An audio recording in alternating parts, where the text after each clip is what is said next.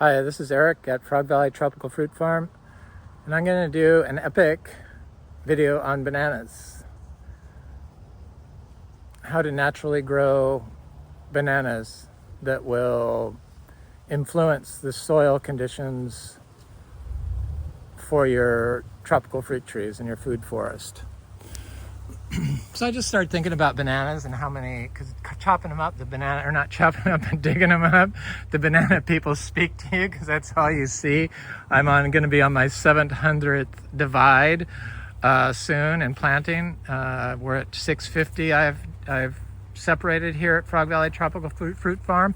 It's nice that you can go through here and take off pups. Some of them are quite big and still can't really tell that anything has changed. But I started thinking about the bananas and how I know that they work better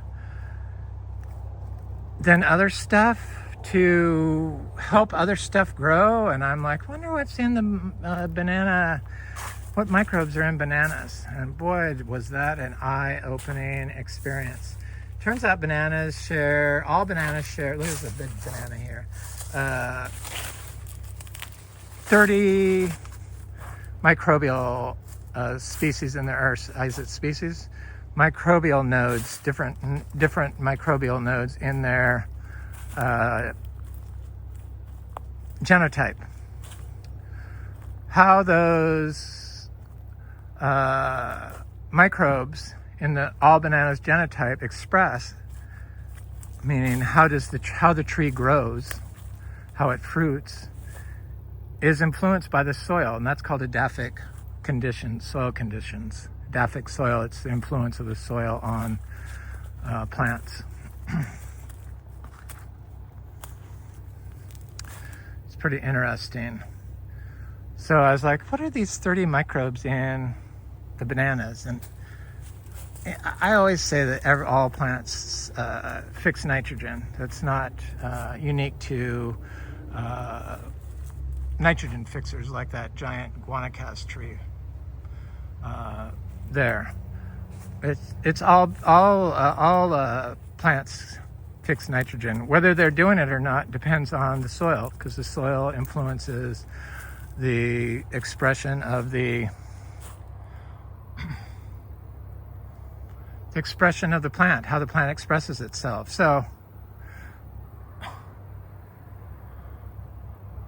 how it expresses themselves is dictated by the soil and the soil microbes. And the 30 soil microbes in a banana's genotype contain symbionts,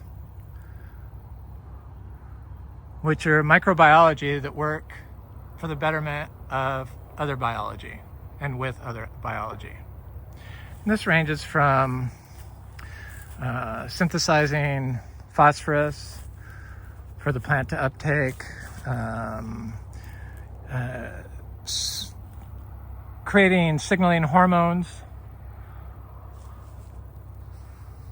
for the plant to fruit, how fast it'll grow, the amount of nitrogen it's getting, so it fixes nitrogen. And these are all microbes that they call symbionts, but they are also the core microbes of the banana genotype. And the symbionts, since they work along all species for plants with the soil,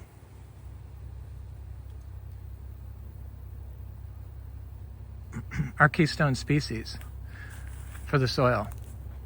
Keystone species are plant enabling species, like I just laid off, like symbionts. All symbionts are keystone species. It's like, well, how much stuff do I need to learn?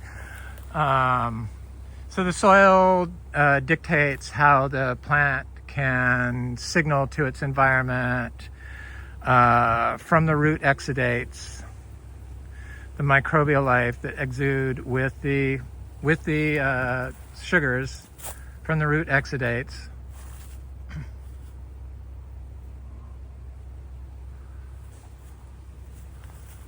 to enhance signaling abilities below ground, in the plant, and its environment.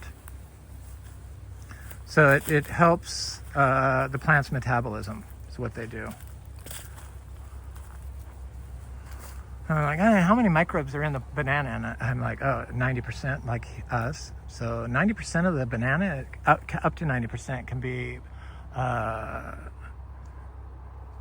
microbes. And I guess the healthier the number of microbes, probably at a certain point, is better than less microbes. So like below, so you get lower than 90, probably it's something's wrong with the plant, meaning maybe it had a natural stress event like a hurricane or something that broke off its branches or knocked it over. But it can overcome natural stressors from the environment. But what it can't overcome, and the reason being, is they're 90% microbial life, but that microbial life accounts for 75% of the plant's water inside that banana. So they're all microbes, because bananas are all water. It's all microbes that are keystone species that are plant enabling, that when you dig them up and replant them in poor soil, if the soil that they're grown in is clean and functioning properly, then they can inoculate the soil, because they farm microbes. They farm these keystone species for the environment in the soil to help them grow better and other plants grow better. So they communicate between fauna and flora. They're amazing. So the type of pollutants that you're going to get are on the molecular level inside of plant, and because it's 75% is water that's from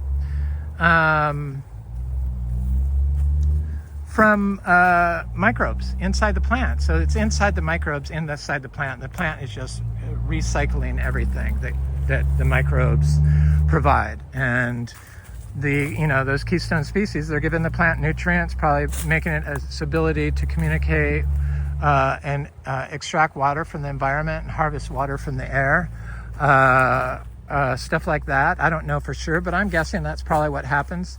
And fix nitrogen. Everyone thinks that like legumes and stuff are like the best nitrogen, but a well-inoculated banana from its soil home, its original spot where it's growing, will dictate the amount of microbes and their ability to function and grow correctly without any problems from disease and produce fruit. And our bananas, they're all dry farmed, and it's like super dry and super dry. But yet, around these bananas, it's wet a lot of times. Not always, but I'm sure at different times of the day, probably it has water at different areas. I'm sure that they can move it around. But most of it gets held inside the microbes inside the banana. And the microbes that are keystone species in the banana, mostly around its base, are also in the rhizosphere and in the soil around the plant. Because they farm the microbes. They're in the soil. They're inoculating the soil. There's so much water in them. I don't chop the top of my bananas because I've noticed that bananas will just die from the inside. And I believe that if all the connections are still in the plant where it hasn't been hacked, it has the ability to extract nutrients and cycle carbon from the plant and put it right in the ground. It must be able to, because during times of stress, they can send their nutrients down below ground, like a hurricane, if they know when they know a hurricane's coming. But if they're polluted, we have all kinds of polluted plastic pots. They're loaded with black plastic pots. They're like flame retardant, phthalates, PFAS, PFOS, heavy metals, What am I missing? There's a bunch of stuff in there. All the polymers used for making black plastic, considered the worst. So those will gum up the system. So those, once they get in the water of the cell, and when they suck up, when you're feeding nitrogen, salt-based fertilizers, your plant's sucking up everything. So it's sucking up all the industrial pollutants that you're putting into the soil and distributing it throughout its tissues, 75% of it in the water. So when the cell starts dying because it's malfunctioning and it has automatic, the microbe starts dying because it is functioning poorly, what's left is it's not an enzyme, but it's a pollutant. Chemical pollutant that is bioactive and will cause the plant to mutate in a non-beneficial way. So whether it's because it stops it from uptaking selenium or any number of things, it gums up the nitrogen fixing ability of the plant, stuff like that. And then when we consume these plants, we're consuming the polluted water inside the we're consuming the microbes that has the polluted water from the pollution-grown plant.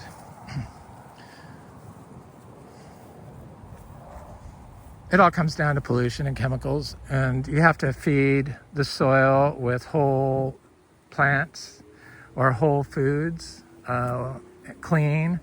That's why we do closed loop system here.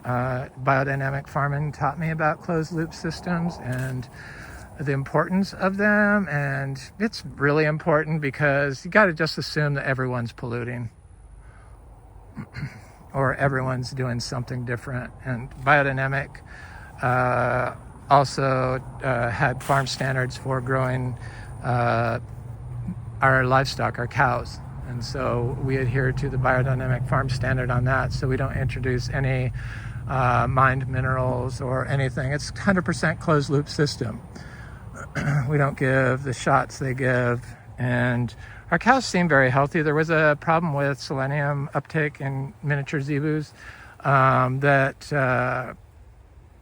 I think it's from a pollutant, because if you got grass, you got selenium. And if they're not able to synthesize the selenium from the grass, something's wrong. And stuff like wormers or grazon, herbicide, will cause the microbial life to malfunction inside the miniature zebu and make it impossible for the enzyme to get produced to synthesize the selenium in the miniature zebus. So it's amazing, all this knowledge that is coming, and I'm so thankful that I have the ability to work with the banana people and gain a true understanding and admiration for this great hero that we, for some reason, are growing wrong. I kind of look at the people that grow, and they all water their bananas, and we don't need to water our bananas. We get lots of racks of bananas. The reason why we don't have a lot of ripe ones right now is because of the hurricane last month, Milton. All the bananas topped over, but I divided 500 here. I see there's a couple of offerings for me. I have to get 50 more. I'm trying to do 25 a day. I can't believe I did 50 a day last time I was here, but I can't do that. I'm trying to work out and not kill myself this time, but I'm leaving the tops of them. So the tops of the bananas, last time I cut them off, I have tried it where you cut them off, you plant them upside down with just the rhizome, or you cut them low and plant them upright, or you leave the top and plant them like that. And I found that leaving the top if possible, is by far the best way to do it. It's like instant banana forest. And it's hard to do the big ones, but it can be done. You get better at it the more you do. You can't like exert too much energy into it. You got to kind of like take your time and just do it slowly. Otherwise you'll break shovels and exhaust yourselves. And you also have to do it during times of drought in the winter, because otherwise it's too hot. There's no way I could dig up 50 bananas for 2 days straight when it was hot. I would kill myself. Hey, not a good idea. Not a time to stroke out. So there's a lot of racks forming, and I see no drought stress from the bananas ever. And it's pretty amazing, the soil that is around these bananas. It's all aggregated, and that's just what they do. They build soil. They inoculate the soil, and they build keystone species, plant beneficial microbes in a system. So it's definitely my view that planting bananas before anything else, mass plant bananas every 20 feet or 10 feet, as close as you can get, is probably the best first thing to do. And then you take care of from our bananas, because of the edaphic conditions of our soils are full of nitrogen fixing biology, because we inoculated the soils numerous times with biodynamic preps and raw manure sprays and daily fresh compost manure. So this is one of our old composts. I used to clean out the barn and deliver it every day year round for 9 years. And we don't do that anymore. That's all I did. That was the only input I was doing for the last couple of years. And we're not biodynamic certified, and we're not organic certified anymore. But we'd buy hay. Coastal hay was approved to use in organic. So I assume it was okay, but I see now where it could be polluted, because everything's polluted and it's hard to get away from, but it never seemed to bother anything. There's no weed killer problem. So, but I thought about this because I make compost, because I've been making compost for years. I like to start my seeds in it, and biodynamic, that's a biodynamic farm standard that they like to have you do. They don't teach you how to make compost. I had to learn how to make compost. And so I found that just sitting in the compost for a year, little cow manure, a little hay, and a little urine, and leaving it there, and then waiting for the roots to grow in it. So when this gets covered with plants, pull all that back and then take that soil, and that's what I consider the best compost. But I thought about inoculating compost, and it's like, oh my God, I bet this would work great. So take this pile and take 2 or 3 of your banana rhizomes and put them in the soil for, I don't know, probably 7 days, and then take them up and then take the soil, and then your soil would be completely inoculated with plant growth promoting, pest and disease countering, nitrogen fixing keystone species and other keystone species that are symbionts to other life in the system. So all the plants, so they're beneficial, and probably in the genotype of all these plants, I would guess, perhaps, if they're keystone species, they're across all species. It's just fascinating. It's amazing how well it works. And supposedly we're going to get some rain, so I kind of wanted to make this video, and this has been going around in my head. The banana people are like, tell them that we can grow once you stop polluting our soil and polluting our water and air, of course. Water, soil, air.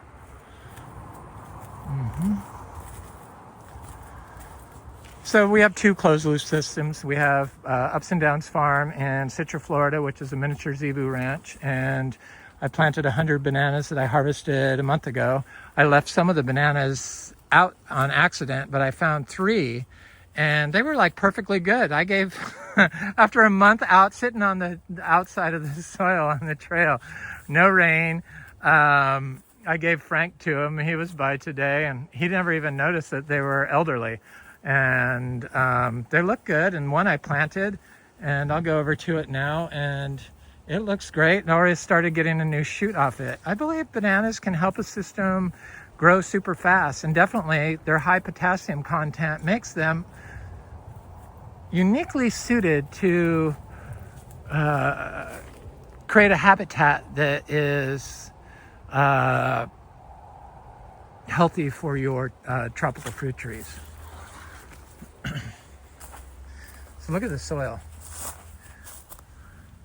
This is where, because it was all white sand here, and now it's like this like layer of aggregated soil at the top of them. And it's just sand. Once you break it down, it just breaks down into sand. It's really amazing stuff. But that's what you want your soil to do. And that's what bananas do for your system.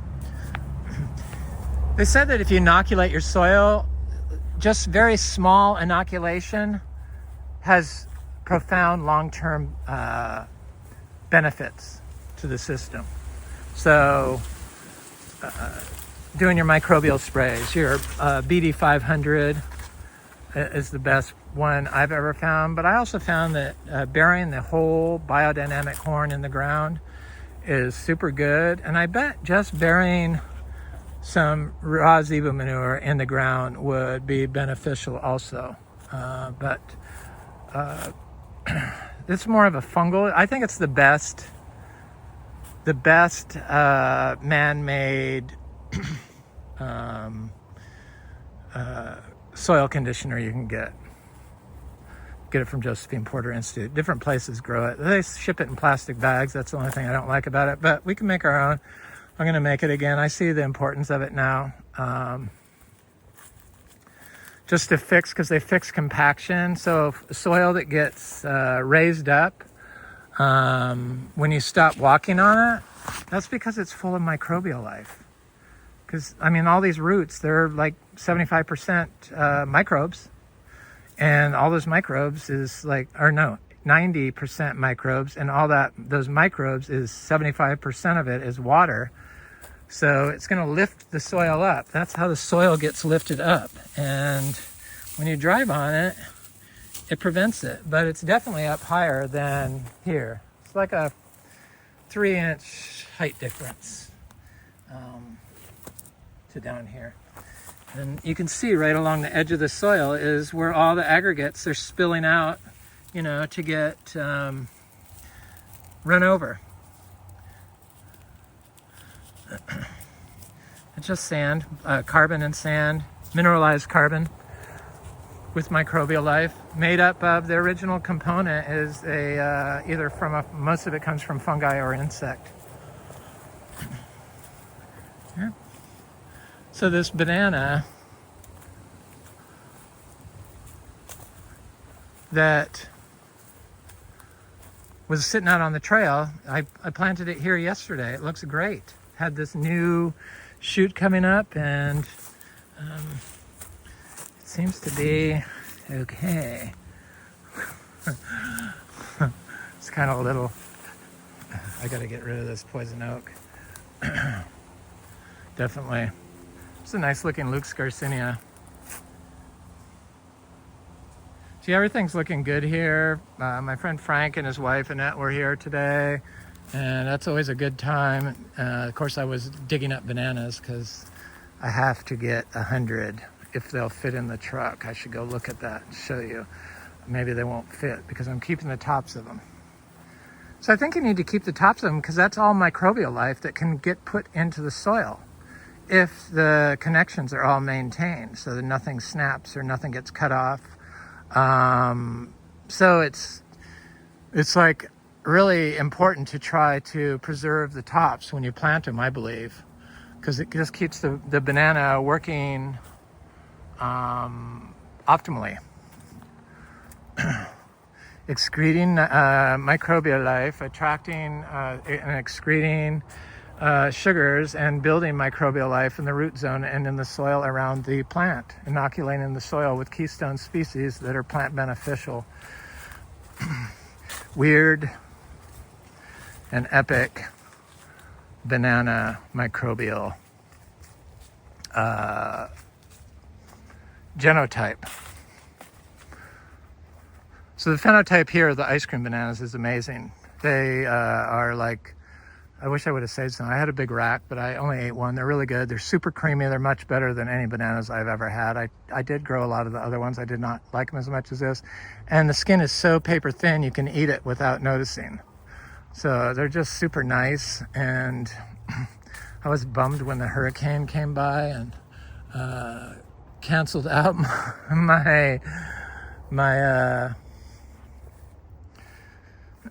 my bananas for the next month that were just on the cusp of giving me sweetness.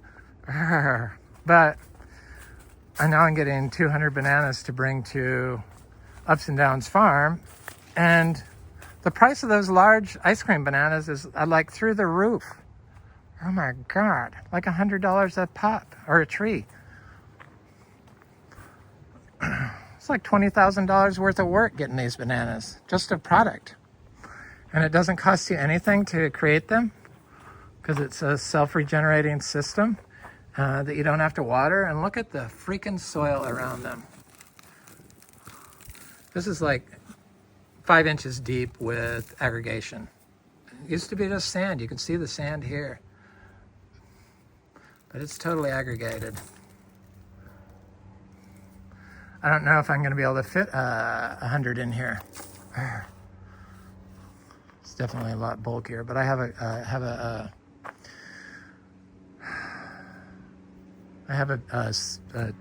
cover for it. So stunning here. And you can't tell I got the bananas. Oh, I see one right here I could get. I haven't really taken too many from over here, but there's quite a bit. And then I haven't taken any back here, so I have to do that. I'll be able to get 50 more if I have to. I'll get them in that truck. They will fit. I guess I could put them behind the cab. So I took this big rack of bananas. I'll do a picture of the rack because I did take a picture of it on there before I took it off. I like to leave the tops of the bananas. It just, I don't know. It just keeps it wet right at the rhizosphere of the clump. And it doesn't fall unless it's been damaged somehow. And sometimes it will fall up high, like bend right there, but it'll sit there for a long time. It's not going to hurt anything. And the system is recycling all the nutrients in place. So there's just sending down nutrients probably nonstop as the system needs it. Beautiful.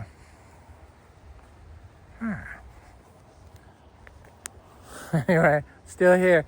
I survived 50 more bananas. That was my epic but weird microbial genotype of all bananas and their function and the fact that they're keystone species. It's just amazing. And it's really important that you try to keep your growing conditions as unpolluted as possible so that the banana and the system can support the health of the banana and keep it growing well. Have an excellent day. Please like, share, subscribe, leave a comment. I always like hearing from you. Thank you.